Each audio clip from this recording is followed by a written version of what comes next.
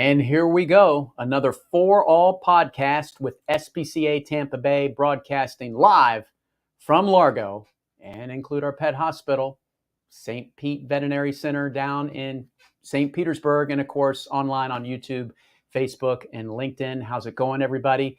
We have so much information, but first up, we realized today that we've been on for a year. That's right.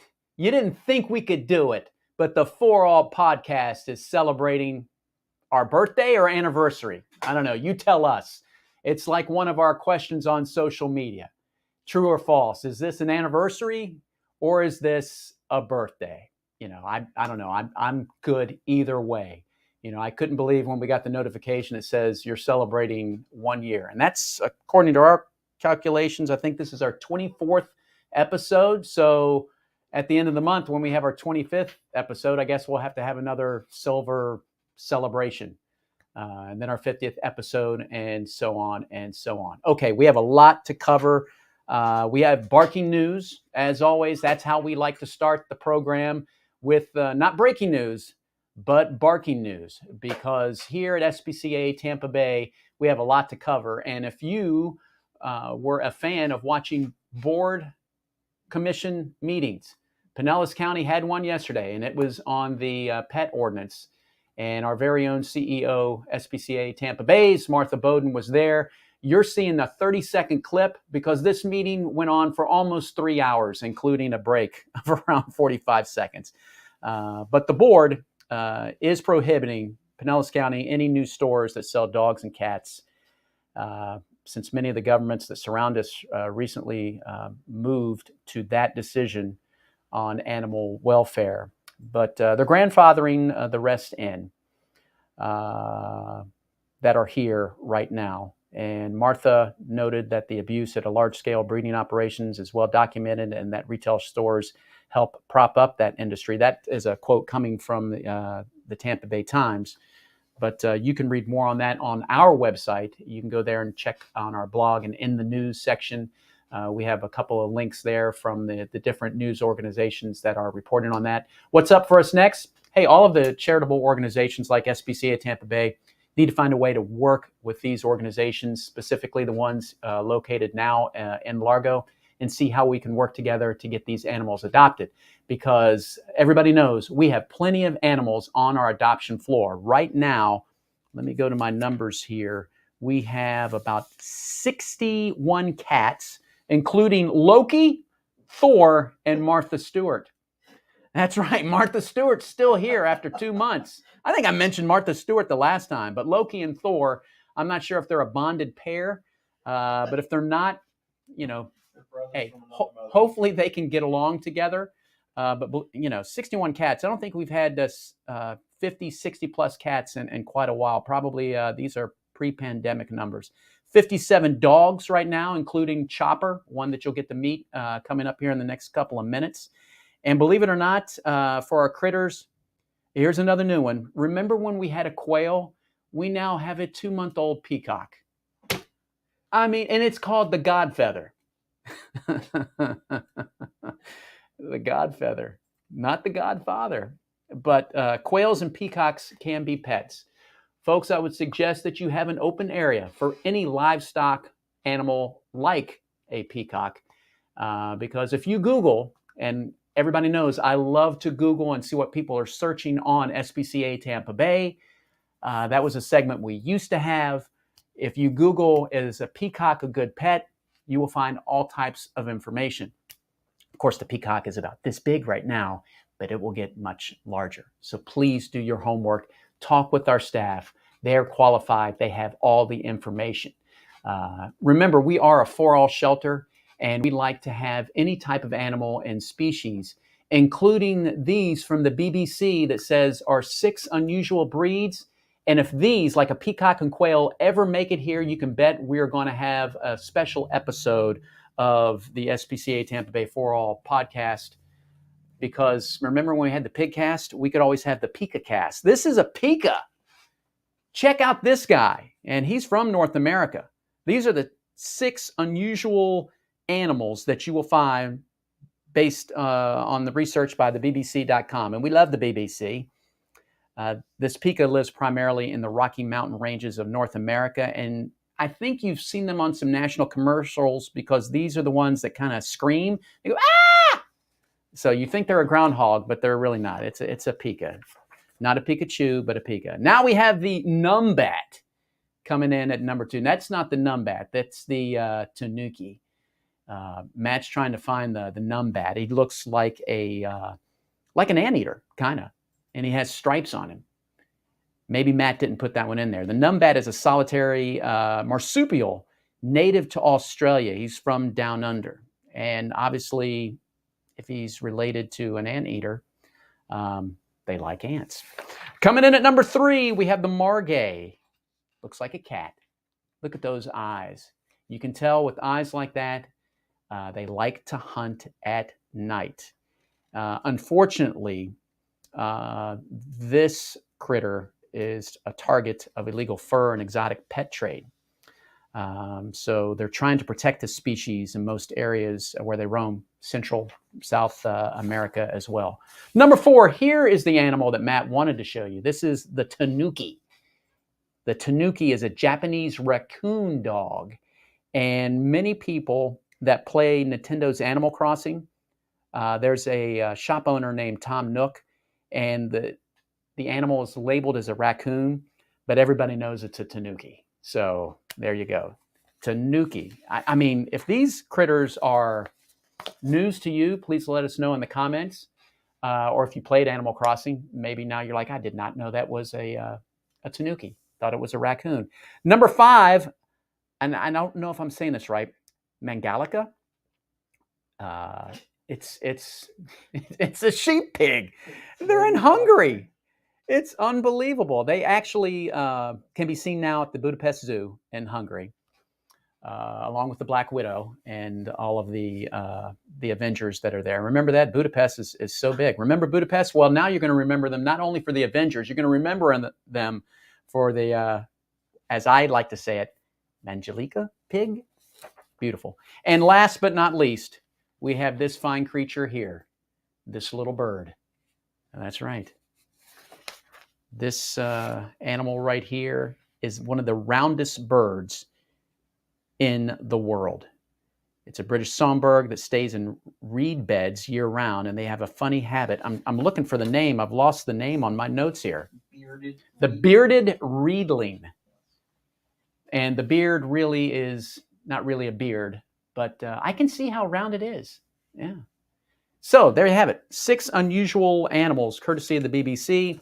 Since it is our anniversary, we had to go back to those days where Eric thought it was funny to look at the top 10 searches on our website. And you can see that very first episode from a year ago. Just go to our YouTube channel, subscribe, and look at the For All podcast series. Okay, now it's time to get down to business. I mentioned we had more than 50 dogs up for adoption. We opened today at 1 o'clock.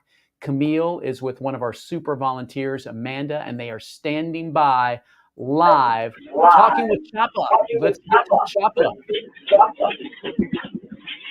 Hey, Eric, how are you? I'm doing wonderful. So I'm here with Amanda, one of our phenomenal volunteers, and Chopper, who is one of our senior pups available for adoption right now, one of the many dogs, as you said. So, Amanda, what can you tell us about Chopper? Well, Chopper is 10 years young. He is an absolute pleasure. He is the epitome of just a perfect dog. He's calm, he's comforting, he loves going in the car, he walks great on the leash. There's some pictures of him. And he's just, I can't say enough about him. He is just such a special young little boy. He has stolen the hearts of everyone here at SPCA, and just, he's wonderful. He's absolutely perfect. I can't say enough about him. Well, who better to talk about this sweet boy and the rest of our dogs than you? You get to know them so well here on campus. Can you tell us a little bit more about what you do as a volunteer here? Sure, yes. I am technically a dog walker too, if you will. But I don't really like to just say dog walker, because you really become an advocate for these dogs. Mm-hmm. You become, you know, their friends, their companions. You know, everything that you would give to your child, you give to these dogs. You become their voice. You watch over them. You make sure, you know, they're being healthy. They're in a protected environment. You want to make sure they go to a great home. Mm-hmm. And part of that is, you know, not just walking them, but also, you know, feeding their brain, you know, teaching them tricks, making sure they're going to live their best life with their new owners. Yeah. So it's a lot more than you just come in and walk dogs. Sure. And as it should be, because they are coming into a place that might be scary for them. Mm-hmm. I know in a lot of situations, coming to the shelter is a better situation, but it can be scary and overwhelming. Mm-hmm. So to be that constant for them, like when they see you, they know they're going to get love, they're going to get snacks, they're going to go for a walk. Yeah. You know, it's just a all around amazing opportunity. For sure. Well, I know that you guys make such an impact. You really, truly do transform the lives of our animals. I hope we are so grateful that you and our other volunteers do for our dogs and our cats and our pocket pets. We couldn't do what we do without you guys. You really make a huge difference. Thank you. So right now, as Eric mentioned, we do have a lot of dogs in the shelter. So would you say that there's a higher need for dog walker volunteers right now?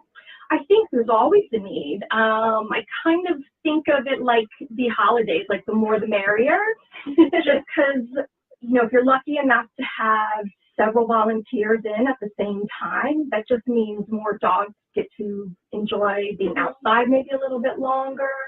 You can spend a little bit more time on the younger dogs that need that enrichment. And it's great. You gain bonds with the volunteers and the staff, and it's fun. It's fun to show off, oh, look what I've taught, you know, Hopper, bless you. Or look what I've taught Bear, Skip. And awesome. Yeah, so the more the merrier. The more the merrier for sure. Great. And if anyone out there is interested in becoming a volunteer, you can apply on our website under the Get Involved tab. So if you're interested, be sure to do that. And Amanda, can you tell us, I know you do something a little bit above and beyond for our puppies. You take them on something called a Fido Fun Day. Can you tell us a little bit more about that program? What is a Fido Fun Day? So Fido Fun Day is a absolutely amazing opportunity that the SPCA put together for the Dog Walker 2 status. Someone who's been here a little bit longer, who knows the dog protocols. And it's a day where you can give a dog a break from the shelter and really get to project their personality out in the public. And people out in the public get to see them being their true selves and not just inside a kennel, you know, walking through. We have done Fido Fun Days at the park. We've done Fido Fun Days at, you know, a restaurant. One of my favorite Fido Fun Days is going to Fort DeSoto Dog Beach with the dogs. So fun. It's so much fun. It's almost like seeing your child walk for the first time, having them experience, you know, the golf and just lay in the sand, and the public eats it up. It's a great opportunity for you to get the word out about the SPCA, and everyone loves to tell the story about their dog or their cat or their guinea pig, and it's just a heartwarming, you know, situation of being all around for the dogs, for people you meet out and about. It's a wonderful, wonderful opportunity to give the dogs a break. So great. From the shelter. So great. Yeah. And if anyone's interested on our social media channels, you can go check out some of the awesome stories from those Fido Fun Days, lots of awesome pictures, mostly taken by Amanda. She has so much fun on these adventures with these dogs, and we're so thankful for all the fun adventures that she takes them on. So my last question is, why do you volunteer? Why did you choose to volunteer at SPCA Tampa Bay? Well, I have always been a huge advocate for dogs, especially pit bulls. I have a tender heart for the big heads. So it was important for me to come in and just be able to give everything I have to these dogs. And what's happened, I've progressed as a person. I consider myself an advocate for all dogs, big, small, pit bulls, every type of dog. I love it. These dogs, they don't judge you. They don't care what's going on in the outside world. You can come in and forget about reality. They are so happy to see you, and it's a break from everyday life, just to come in, give these dogs snuggles and hugs and enrich their lives. In return, it's really enriching yours 1,000%. It's an amazing opportunity. I'm just so thankful that I get to do it. That's so wonderful. Well, we cannot say thank you enough for all that you do for our shelter, for these animals. Thank you. And we're so excited to see all the other adventures that you take our dogs on in the future. Definitely. Thank you so much. Is there anything else that you wanted to add? I think, become a volunteer. Go to the website, fill out the information. It's not a glamorous job. I rate my day on how dirty am I when I leave. Because the dirtier I am, the better day I've had. That's awesome. You get dirty, you get sweaty, you get, dog kisses and fur, but it's just the best feeling in the whole entire world.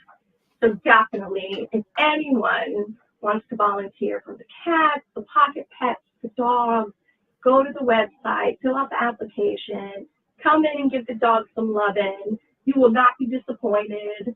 It's the perfect therapy. And it's a lot cheaper than seeing a therapist. Oh, I love it. Well, thank you so much, Amanda. Thank you, Chopper, for joining us. And if anyone is interested in adopting Chopper or getting to meet him today, we open at 1 p.m. He'll be here. He's waiting for you. He's so excited to meet you all. So Definitely. Back to you, Eric. Thank you. Oh, thank you guys. Wonderful segment. Way to go, Amanda. Thank you for volunteering. I think she is definitely up for election for Volunteer of the Year, if we have that. If we don't, maybe we should start having Volunteer of the Year. And we all hope that Chopper there, 10 years old, probably a Diamond Dog program. Hopefully he will not be here by the end of the day. Isn't that something where you can say that you have all these animals, and for us here with the staff, and I'm pretty sure that's the same thing for Amanda, I'm pretty sure that she's more than willing to walk different dogs each week, because that means they're finding their forever home. So if you are watching, share the podcast, or even just share the information, go to our website, find the link for the dogs. It's spcatampabay.org, or any of our animals. Go to adopt, find the animal, share it with a friend. I'm pretty sure, I'm not looking at the information, but Chopper is probably $125, been here for quite a while, and also has all of his microchip, immunizations, spay, neuter, all that, and the extra for being 10 years old and a senior dog on the Diamond Dog program. Okay, more For All podcasts coming up. We have Doc Mitchell. We have a new ambassador to introduce you to. That's Ellen Blakely. And of course, revealing our Tampa Bay Rowdies social media contest winners and more fun stuff. Stay with us.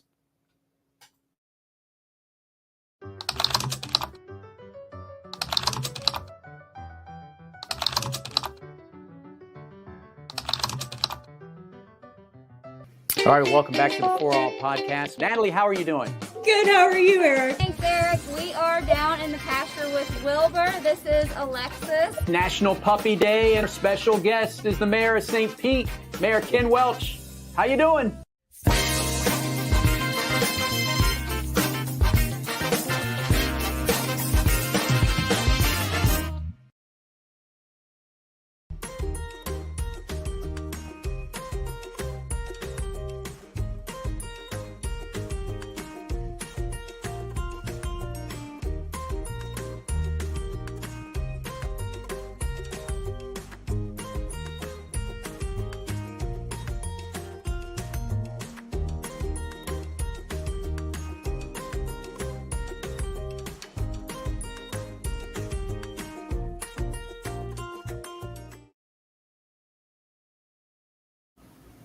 And welcome back to the For All podcast. My name is Eric Keaton. Tampa Bay Rowdies game. The next event we will be cheering on the Tampa Bay Rowdies June 18th. That's on a Saturday. And we do have a couple of winners for our social media contest coming up in the next segment. But right now, Dr. Mitchell has some information on career opportunities here at SPCA Tampa Bay.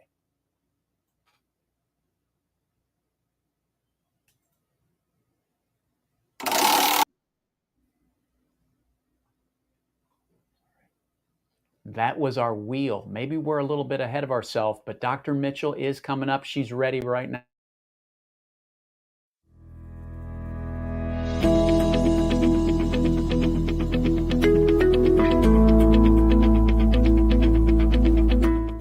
Hi, I'm Dr. Cynthia Mitchell, Chief Veterinary Officer for SPCA Tampa Bay Veterinary Center. Are you an animal lover looking to start a new career path, or maybe a veterinary professional seeking new and exciting opportunities? Now's the time to enter the veterinary field, as shortages of veterinary professionals are affecting clinics around the country. Despite these challenges, our team is working diligently to ensure that we have adequate trained staff to meet the needs of our community. SPCA Tampa Bay Veterinary Center offers many opportunities for those entering or already in the field, including client care specialists, veterinary assistants, veterinary technician, and certified veterinary technicians. We offer comprehensive on-the-job training programs to prepare new team members for a rewarding career, as well as opportunities to advance and grow within the organization. We also work closely with high schools and colleges to offer internships and volunteer hours to students interested in pursuing careers in animal health. The need for veterinary professionals will never go away and is only expected to increase in the future. There will always be employment opportunities in the veterinary field. If you'd like to learn more about current opportunities with SPCA Tampa Bay, visit spcatampabay.org/careers.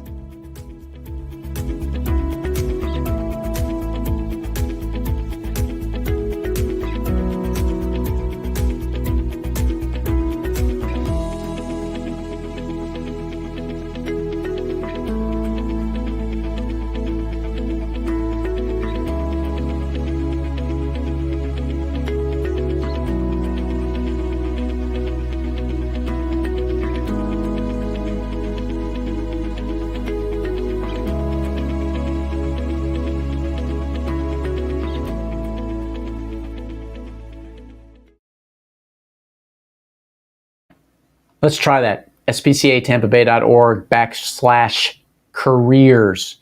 Let's go to the video. Let's go to the website. So I'm over here and I'm on spcatampabay.org/careers. And look at that. You just click on careers right there. Boom. And here we are. We scroll on down. Here's a lot of the employee benefits right now, whether you're looking into the veterinary center or some of our other open positions here in Largo. We do have the need for a veterinarian, certified veterinarian technician, and non-CVT full-time. Please read all the descriptions. It's easy to apply. Big green buttons. Again, complete descriptions for each one of the positions, whether in Largo or at our pet hospital in St. Pete. All that information is there. And while Matt has this up, remember, adoptions, you can go to cats, other critters, dogs, and puppies. Remember earlier we were talking about Chopper. You just cruise on down right there. And there he is, the Chopper. You can click on his information. We should probably add some of those pictures. But you know what? I'm going to predict we don't need to do that today because he is going to go home this week from SPCA Tampa Bay. You saw how well he did even during the podcast and just hanging out with two members from our team, volunteer and a staff member. Okay, we're going to take another quick break. When we come back, we're going to meet one of our newest ambassadors from the class of 22.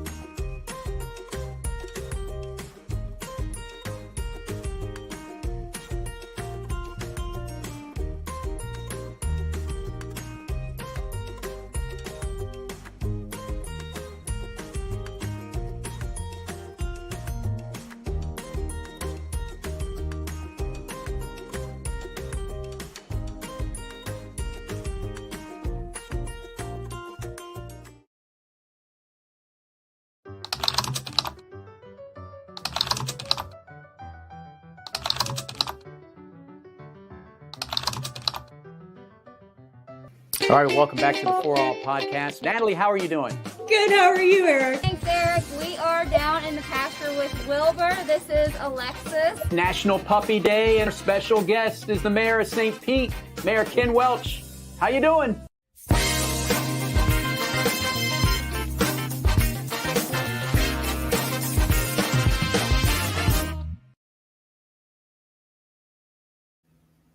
Final segment here of the For All podcast. Earlier, we had basically a volunteer segment with Camille and Amanda. Some of our other volunteers are ambassadors, and we have a new class of 2022.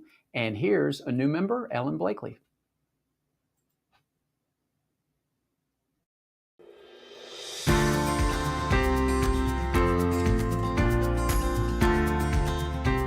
One of my rescues was a combination Basset Beagle, and I have a painting of her on my wall. And she was rescued by my daughter in Chiefland on Highway 19. And I had a huge connection with her.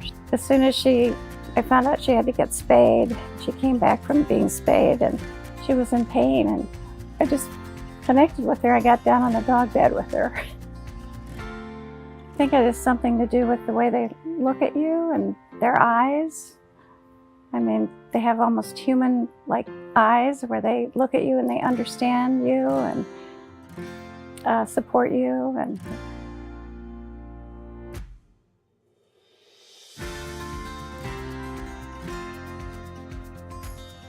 if they love animals, as I do, I just think it's a wonderful thing to do. Animals can't help themselves, so we have to help them. I mean, I've been here since the 70s, and I've been to the SPCA facility, many times a long time ago, and I was surprised to see that it really hadn't changed very much. And the wonderful things they're doing, they need better facilities. I was impressed with how clean it is and how wonderful everybody is. They're so nice. Everyone's so nice.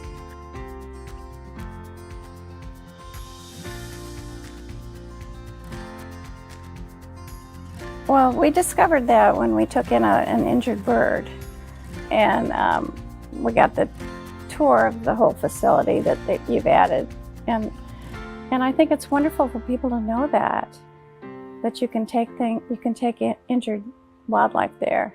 Brought in a dove that had fallen out of a tree, I think, or was injured, and recently just brought in a squirrel, and he, I think, had fallen out of a tree. And then we had the mockingbird release, which was really great in the back part of the property. They brought, I think, nine birds, and they didn't want to come out of the cage at first. I was like, come on out, but we had to actually turn it upside down at one point so they would get the message and fly out. We have this beautiful property, and I think it's a wonderful place for birds to be released, and I'm hoping they come back. They're mockingbirds, which I love. I love their song. Have you ever thought about expanding your animal artistry to some of the wildlife? I certainly could, yeah. I just have such an affinity for dogs. It just seems such an easy thing to do, but I would do all of that, sure. I just remember seeing in a magazine someone that had done that with their animals, and I thought, what a special thing that was. So I decided to do that. And being an artist, I trained for a long time, and I just thought this would be a great way to memorialize them, give them some credit. It's a watercolor, I can do it pretty quickly, a day or two maybe. If it's a pastel, sometimes that takes quite a bit longer, or an acrylic takes longer too. But no, it's just the creative process. Sometimes it takes a week, sometimes it takes a month. Well, Sophie was from a breeder, which is unusual for me. I usually rescue. But I wanted a particular dog that my children were not allergic to, so that was the reason. So we got a golden doodle, and she's from a breeder in outside of Tampa. Sophie likes to play with her toys. She has huge baskets of toys, and she's always bringing one over and playing with it. And chases balls somewhat. You throw it maybe 3 times, the third time she's done. She's not gonna go. Just a sweet dog. She's very smart compared to my Basset Hounds. She's a lot smarter.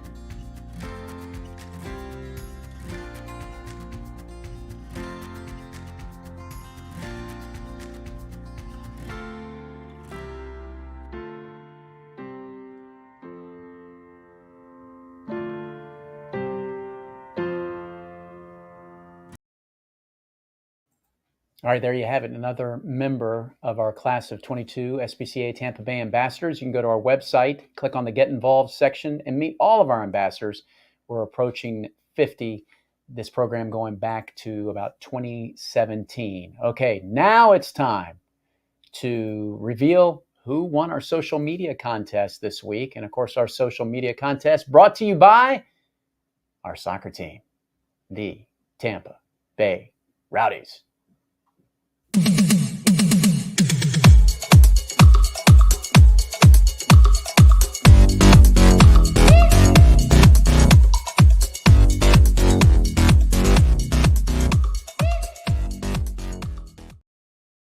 This was an easy one this week. We had 71 entries. Wish we could have 71 people watch the broadcast at one point live. I know they do on replay. More people like to listen to the podcast than they do watch the podcast during the day. But we did have 71 entries for the social media contest. And the question was, Matt, boom, true or false?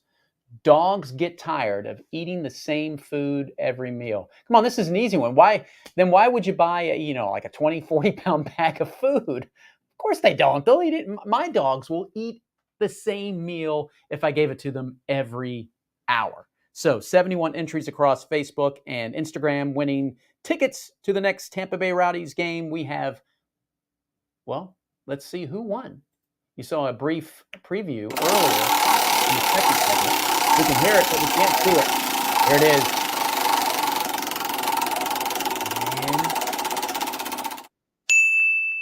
Michaela, congratulations. You are a winner on the 4All podcast, but we have one more. But wait, there's more. Love this wheel.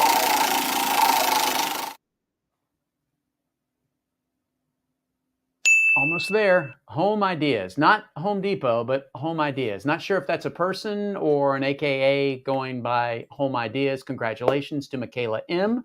and Home Ideas. Thanks for playing the social media contest. We'll have another one coming up at the end of June. We'll take like a 3-week break here before our next 4All podcast.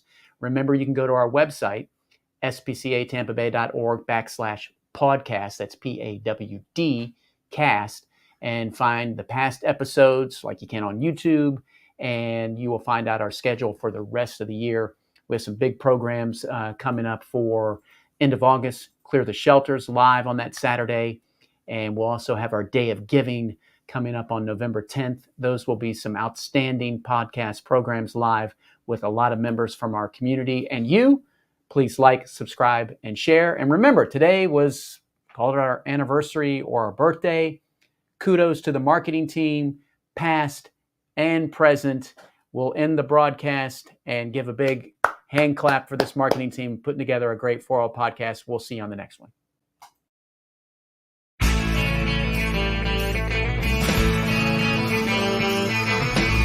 No one told you that you work at SPCA. Your job is cool with drool. Your marketing's DOA. Your animal story is stuck in second gear. When it hasn't been your day, your week, your month, or even your year. But marketing's here for you. When you need a business card, marketing's here for you. Or a sign for the yard, marketing's here for you. 'Cause we're here for you too.